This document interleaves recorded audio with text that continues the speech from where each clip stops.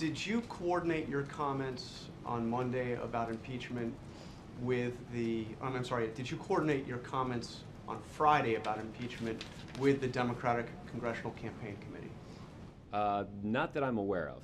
You don't know if you coordinated or you didn't?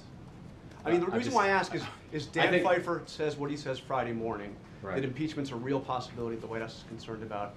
You go a little bit further from the podium during the briefing, and then within hours, the Democratic Congressional Campaign Committee is putting out fundraising emails quoting what you said with a red alert. The White House says impeachment's a real possibility. We're concerned about impeachment. So I'm just wondering, that you seem, Pfeiffer says something, you say something, then you have a fundraising drive that they're now saying is one of their most successful fundraising drive of the cycle.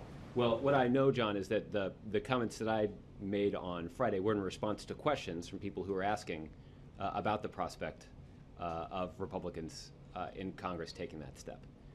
So and you don't know if you coordinated with the DCCC? I guess what I'm saying is that it'd be difficult for me to coordinate what I was going to say in response to a question that hadn't been asked yet. Well, you had your answer, which was quite forward-leaning, saying that top Republicans are pushing impeachment, and I think your answer at the time was, for an example, was Sarah Palin. Well, true.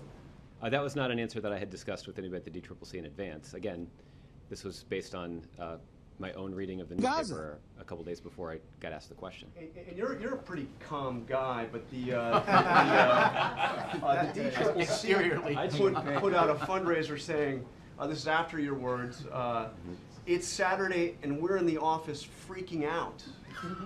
Is the White House freaking out about the possibility of impeachment? I think it would be appropriate for you to characterize the White House sentiment that we are very disappointed that in this pivotal week before Congress embarks on a 5-week-long August recess, as they have in previous years, that they're spending so much time debating a taxpayer-funded lawsuit that they are prepared to file against the president just for doing his job, instead of focusing on some of these other priorities that should get done before Labor Day. You're not freaking out about impeachment. I think it is fair to say that we believe that the Republican priorities that they have articulated are completely wrong and don't reflect the view of so many middle-class families that their elected leaders in Washington, D.C.